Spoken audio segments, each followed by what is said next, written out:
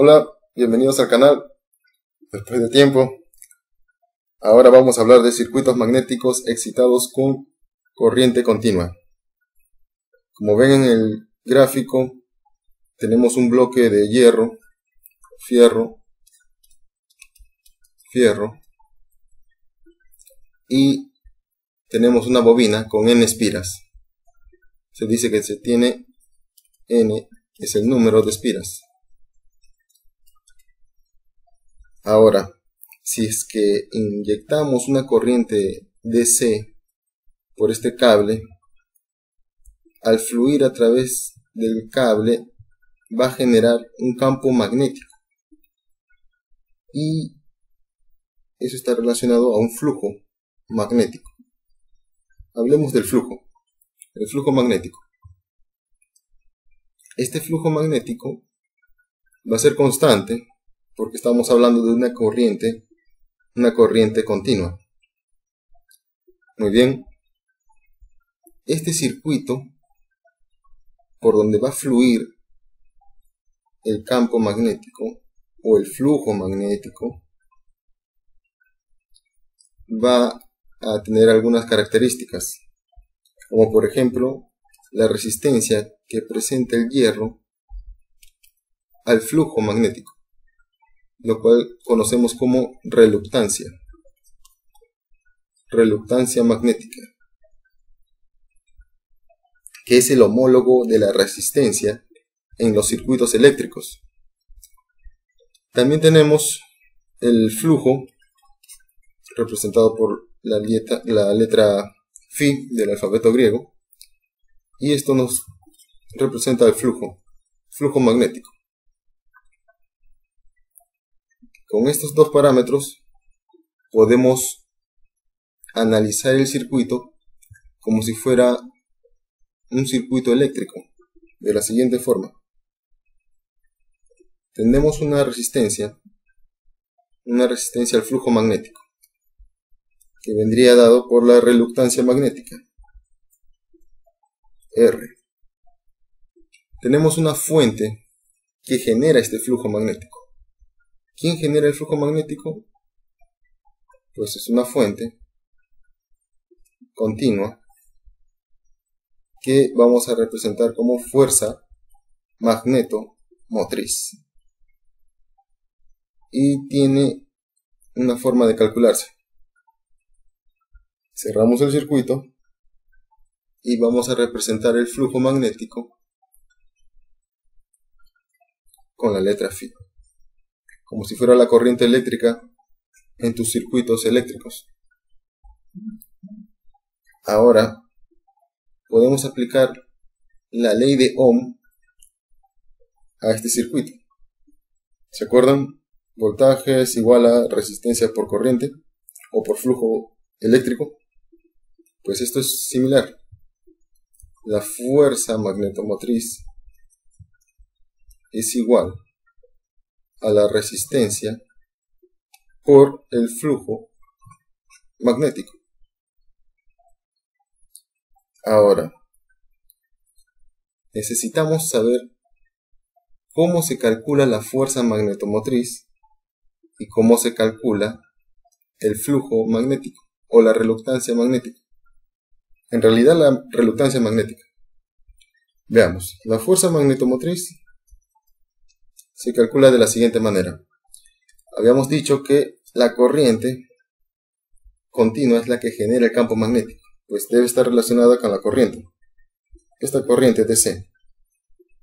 Y además va a depender de cuántas veces fluya, o digamos cuántas espiras hay en esta bobina. Ya hemos dicho que eso es N. Entonces la fuerza magnetomotriz viene dado por la corriente multiplicado por el número de espiras. Muy bien. Esto lo vamos a trabajar en las siguientes unidades, en amperios. Pero para denotar que estamos utilizando varias vueltas, varias espiras, vamos a ponerle algo más al costado. Vamos a decir amperio vueltas, o amperio vuelta nada más. Sí, vuelta no tiene ninguna unidad, simplemente 1. pero te ayuda a recordar que estás hablando de una fuerza magnetomotriz producida por una corriente, en este caso continua. Y la reluctancia, pues la reluctancia va a depender de las características del material y de su geometría. ¿Cómo es eso? Pues va a ser proporcional a la longitud. Va a ser proporcional ¿a quién más? A la inversa de su permeabilidad magnética. Y va a ser proporcional a la inversa de la sección transversal del circuito. Veamos eso. Aquí, en el circuito magnético, vamos a dibujar la sección transversal de este circuito. Sería esto de acá. En realidad no podemos ver las líneas de atrás. Esta sería el área que representa a la sección transversal. Esta sería la línea media que representa al circuito. Entonces estamos hablando de una línea media. Línea media. Por lo tanto, ya tenemos una fórmula para hallar la reluctancia magnética, donde mu es la permeabilidad magnética del medio. Vamos a poner magnética. Ahora tenemos un problema. Tenemos que calcular la permeabilidad magnética. Veamos. Tenemos acá un eje XY. Y aquí vamos a poner un campo magnético. B. Lo vamos a medir en Tesla.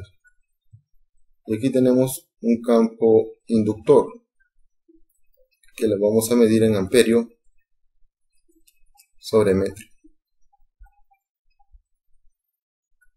Muy bien. Este campo inductor en realidad es proporcional a la corriente DC, del que tiene la unidad de amperios. Y este campo de aquí es proporcional al flujo magnético.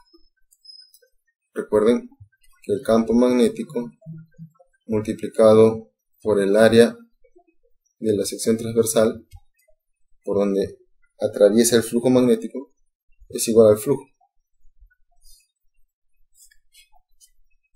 Bueno, esta curva característica, curva de magnetización, es propia de cada material. Tiene la siguiente forma. Aumenta rápidamente, llega a un punto en donde se satura un codo y después aumenta, pero ya no mucho. Y esto de aquí normalmente se presenta en una escala logarítmica. Bueno, hasta aquí no te he dicho cómo se calcula todavía la permeabilidad magnética. Entonces necesitamos recurrir a una formulita que es la siguiente: la relación entre B y H. El campo magnético es igual a la permeabilidad magnética del material por el campo inductor, o lo que se conoce como intensidad del campo magnético. Con este circuito te voy a enseñar el primer caso. Cómo se puede resolver un circuito magnético si te dan como dato el flujo magnético. Perdón, esto es caso 1. Es un caso general. Dato, el flujo magnético. Es decir, te dicen cuánto es el flujo magnético que está yendo por este núcleo de hierro. Y tienes que calcular todo lo demás, es decir, hallar la reluctancia, la permeabilidad magnética, el campo magnético o la inducción magnética o densidad de campo y la intensidad de campo. Siempre asumiendo teniendo en cuenta que te van a dar la geometría, los datos de las dimensiones del núcleo. Por ejemplo, aquí he dibujado la línea media, L sub M, voy a ponerlo así. Te voy a dibujar la sección transversal. Puedes hallar el campo magnético o la densidad de campo magnético haciendo lo siguiente: flujo sobre área.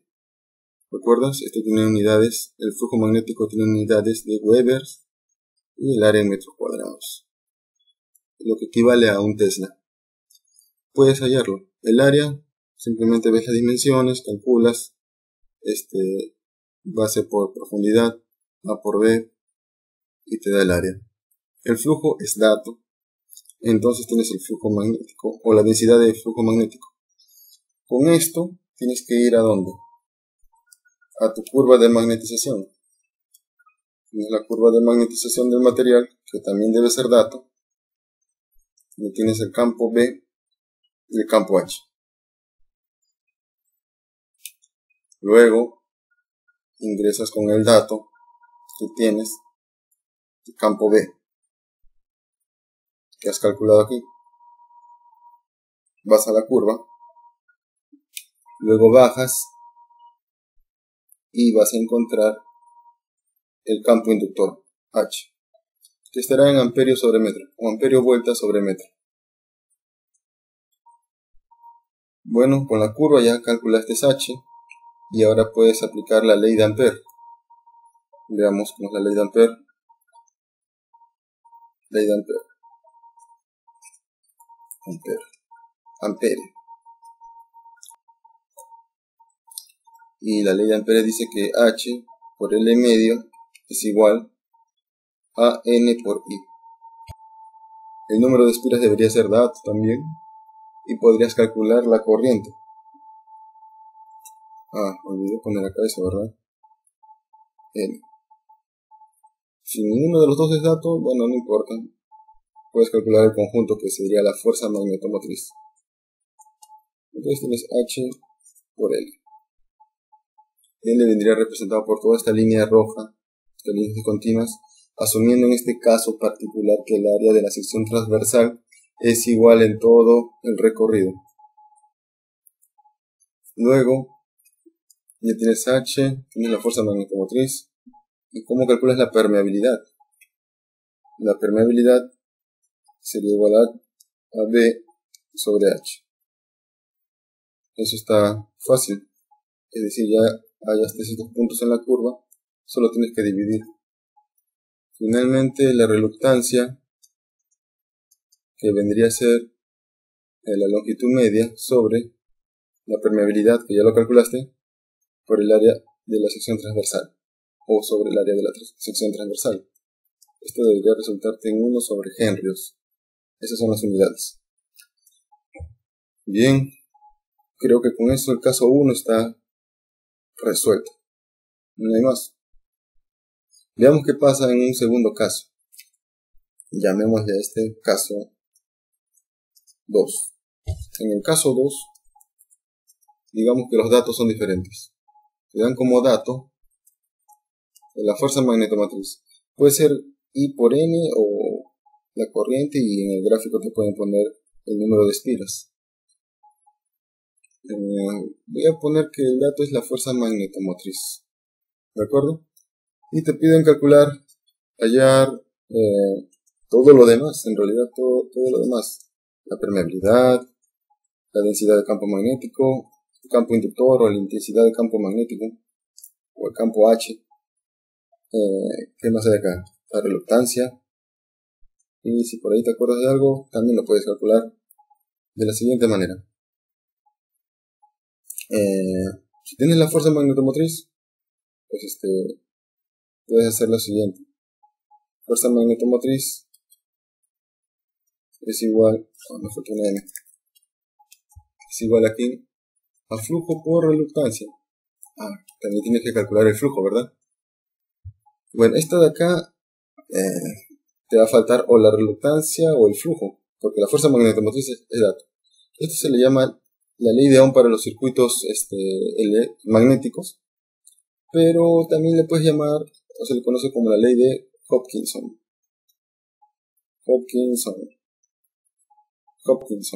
Así está bien escrito. Luego deberíamos calcular lo que nos quede más fácil. Mira, si tienes la fuerza magnetomotriz, que también sabemos por la ley de Ampère que es igual a la fuerza magnetomotriz M por I, y esto de acá lo podemos calcular por H y L, ¿verdad? Donde L, ya sabes, es esto de acá, esta línea roja, L medio, la longitud media del circuito. H no lo conozco aún, pero esta fuerza magnetomotriz, N por I, si lo conoces, es dato. Entonces despejas y pones fuerza magnetomotriz sobre la longitud media, que lo sacas de acá de la geometría. Esto lo llevas ¿a dónde? A tu curva de magnetización, donde tienes B y donde tienes H. Vas a tu curvita de magnetización y con el campo H calculado, vamos a bajar un poquito, con el campo H calculado, puedes irte para arriba y luego para la izquierda y sacas al campo magnético B. Luego, pues te queda fácil porque sabes que la división te va a dar la permeabilidad magnética. La división de B sobre H, aquí es igual, permeabilidad magnética del material. Y si tienes la permeabilidad magnética del material, ¿qué vas a hacer? Vas a calcular la reluctancia magnética del material. Y si calculas la reluctancia magnética del material, ¿qué vas a hacer? Vas a calcular con esta ley de Hopkinson o la ley de Ohm para los circuitos magnéticos el flujo magnético. De hecho, hace rato pudiste haberlo calculado el flujo, ¿verdad? Porque tenías acá B y B le multiplicabas el área y también salía B por área. O si quieres flujo, que ya lo calculamos o no, perdón, el flujo es lo que queremos calcular, fuerza magnetomotriz sobre la reluctancia que ya está calculada, te va a salir lo mismo. Entonces ese sería el caso número 2. Tenemos caso 1 y caso 2. La complicación más grande en esta etapa es cuando hay un material diferente metido acá en medio. Vamos a ver cómo se hace. Aquí, veamos esto. Este circuito tiene lo que se conoce como entrehierro. Vean esto. Viene todo el núcleo, pero aquí le han cortado un pedazo. ¿No está? Esto es aire. Todo está rodeado por aire. La longitud media del circuito viene hasta aquí. Y hasta aquí. Todo esto es la longitud media. Pero no contempla esta parte, porque esto de acá no es hierro. Esto es aire. Y a esto le vamos a llamar, o se le conoce como entrehierro. Entrehierro. Este es el caso del circuito magnético con entrehierro.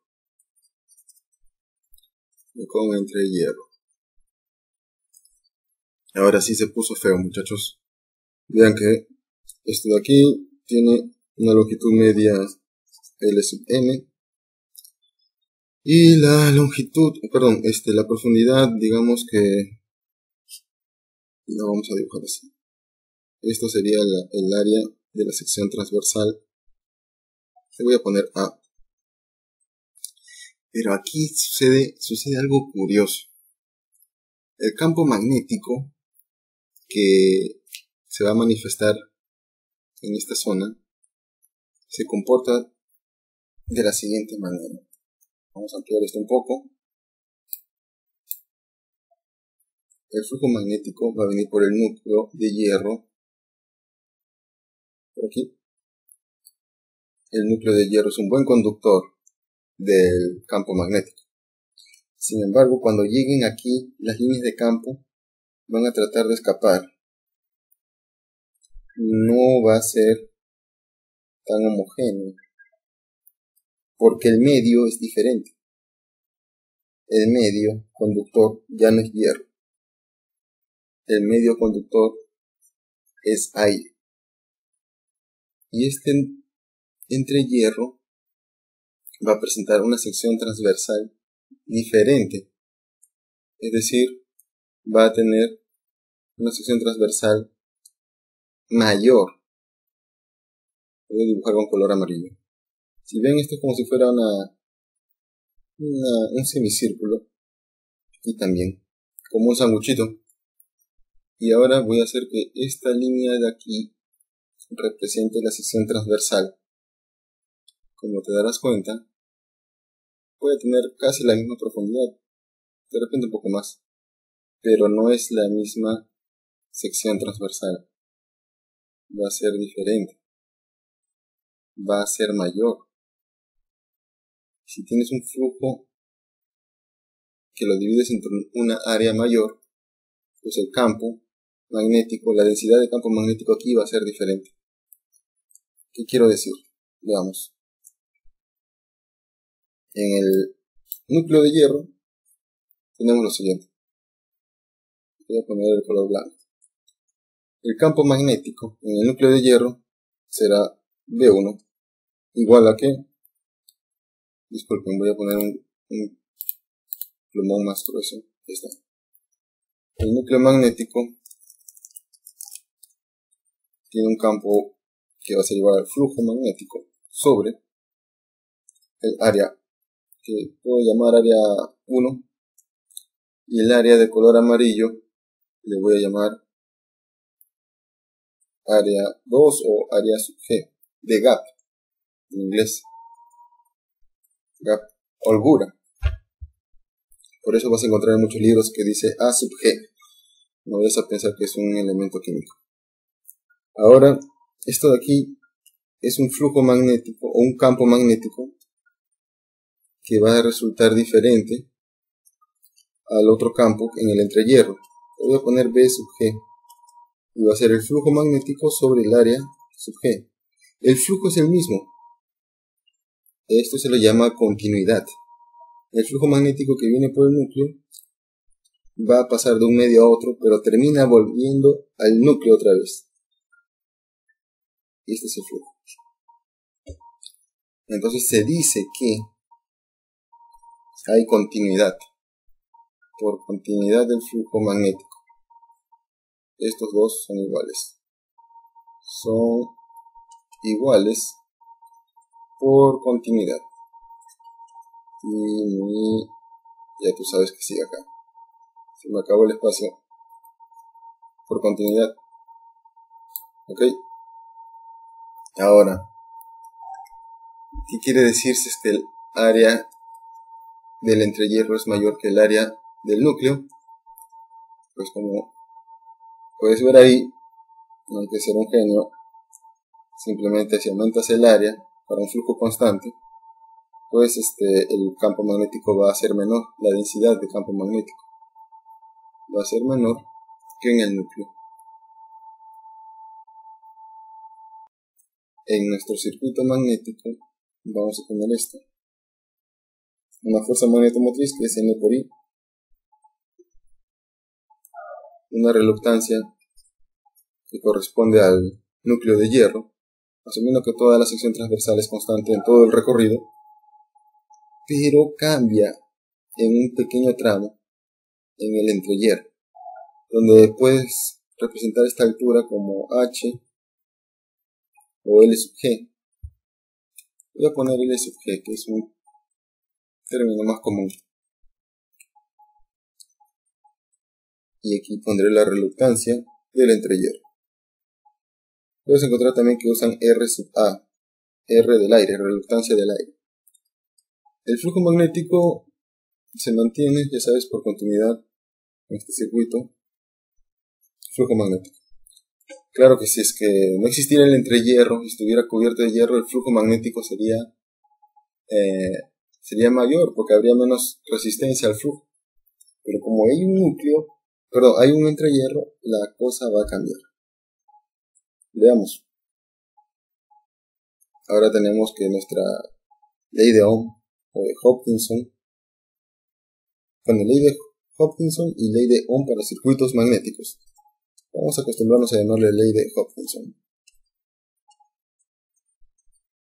Y lo ponemos de esta manera. Fuerza magnetomotriz es igual al flujo por las reluctancias que están en serie. Por fortuna, habrá otros circuitos en los que no esté así.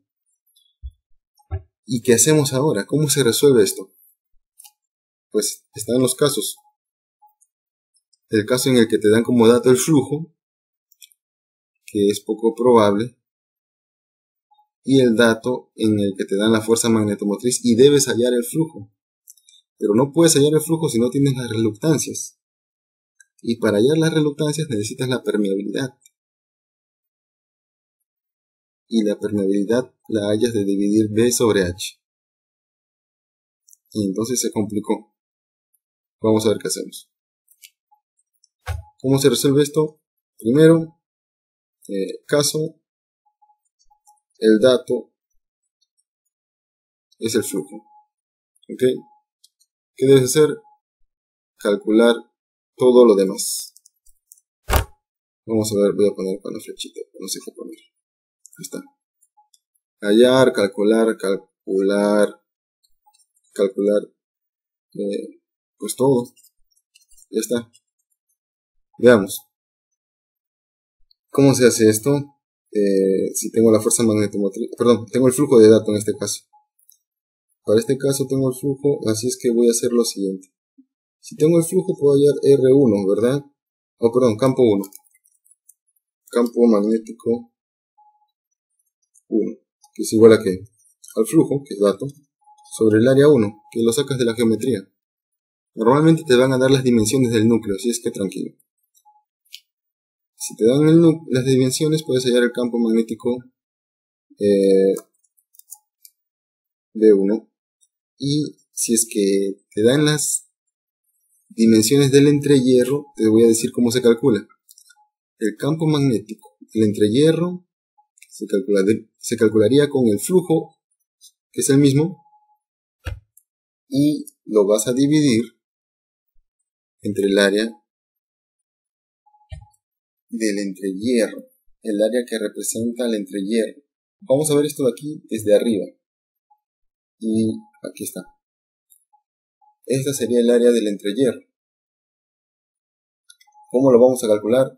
Bueno, como tenemos la dimensión del entrehierro, que es L sub G, o sea, esta altura, esta separación, voy a ponerlo por acá si es que no se ve bien en el otro lado.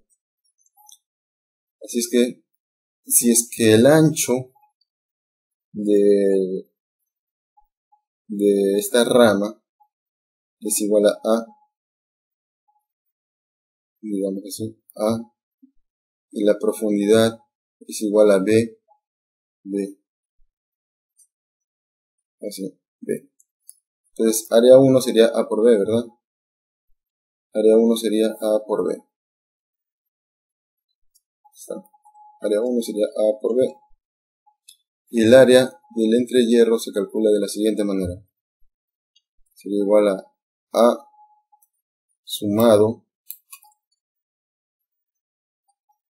con el eje. Así se calcula el área del entrehierro. ¿De acuerdo? Es como si por acá se hubiera abierto un poco el eje sobre 2. Porque esta longitud fuera L sub G sobre 2. Y todo esto vale A más LG. Y también por aquí lo mismo. LG sobre 2. Ahora lo que haremos es, para B1, pues ya sabes, vas a la curva de magnetización, sacas H. Si sacas H, ¿qué haces? Calculas la permeabilidad del material. Y si calculas la permeabilidad del material, puedes calcular la reluctancia del material. ¿Y cómo hacemos con el aire? La permeabilidad del aire es prácticamente la permeabilidad del vacío. 4pi por 10 a la menos 7 Henry sobre metro. Ya tienes eso. Entonces, ¿qué vas a hacer? Vas a calcular la reluctancia, ¿no? Bueno, la reluctancia del hierro ya la puedes calcular, la longitud media del circuito por la permeabilidad del hierro multiplicado por O sobre el área de la sección transversal del hierro. Y para la reluctancia del aire o del entrehierro sería la longitud del entrehierro, ese valor de aquí, L sub G, es muy pequeño en realidad.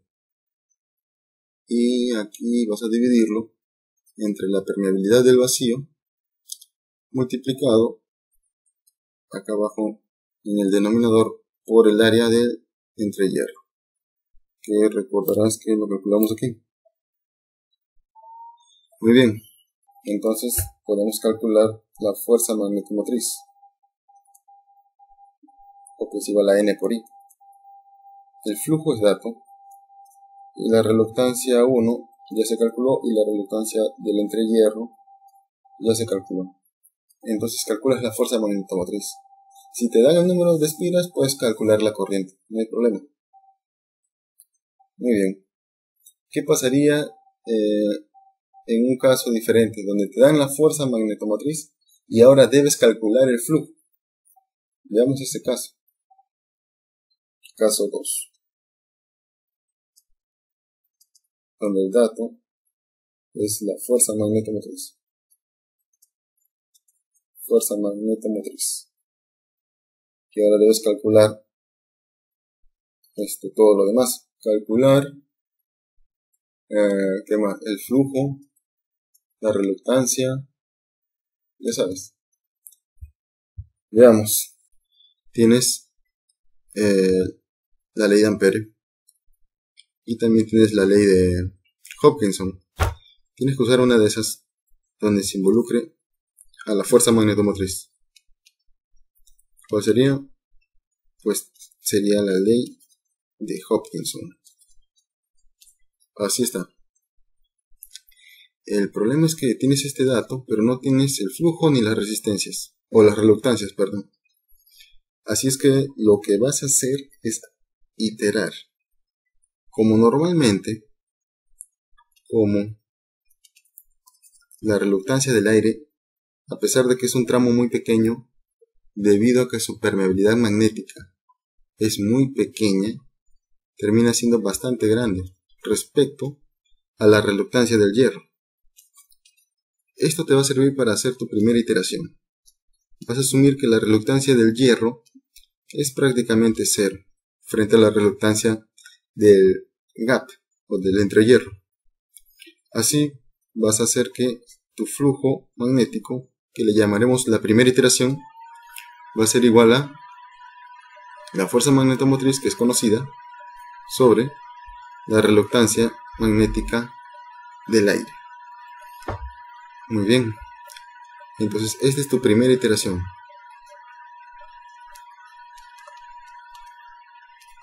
Ahora, si ya tienes el flujo magnético del hierro, o de todo el circuito por continuidad, también va a ser el mismo flujo del entrehierro, puedes calcular ¿qué cosa? El campo magnético del hierro, o la densidad de campo. Y si calculas la densidad de campo, vas a la curva, yo no la voy a dibujar, y podrías calcular H del hierro, pero en una primera iteración. Y si calculas H, pues ¿qué vas a hacer? Vas a dividir y te va a dar la primera permeabilidad magnética de tu iteración. B1. Disculpen, así, ahí está, del hierro, ¿no? Ya tenemos esto. Ahora, si ya tienes la permeabilidad magnética, bueno, aproximada en realidad, podrías calcular la reluctancia magnética, pero ya no sería la primera iteración, sería la segunda iteración. Muy bien. La segunda iteración, lo voy a poner por acá. R1, la segunda iteración, ¿a qué será igual? A la longitud media del hierro sobre la permeabilidad magnética calculada de la primera iteración por, todo esto dividido sobre el área del hierro. Estas cosas no cambian, ¿verdad? Ya tienes la reluctancia 2. Así es que te vas a la ley de Hopkinson y vas a hallar un flujo magnético, pero de tu segunda iteración, en donde la fuerza magnetomotriz siempre fue dato, pero ahora tienes una reluctancia del hierro que no vas a despreciar. Reluctancia de la segunda iteración. La reluctancia del entrehierro, si la puedes calcular, ya sabes, es un valor que depende solamente de la permeabilidad del aire, que es una constante. Eso debía haberlo puesto al inicio, ¿verdad? Sabes que esto es así. Fuerza magnetomotriz. La reluctancia del aire sería la longitud del gap sobre mu sub 0 por A. Eso es. Bueno, aquí ya tienes una reluctancia magnética para el hierro, lo que no tenías al inicio, por eso asumiste que era 0. Así es que de aquí tienes un flujo 2. Y ese flujo te va a servir para hallar la reluctancia, el campo magnético de el hierro en la segunda iteración. Y si tienes el campo magnético del hierro, ¿qué vas a hacer? Pues fácil. Vas a la curva y con ese campo magnético de tu segunda iteración para el hierro vas a calcular H, pero es de una segunda iteración. Y si tienes H, ¿qué vas a hacer? Mu sub 1 del hierro va a ser igual a que a B, al campo B de la segunda iteración sobre H de la segunda iteración.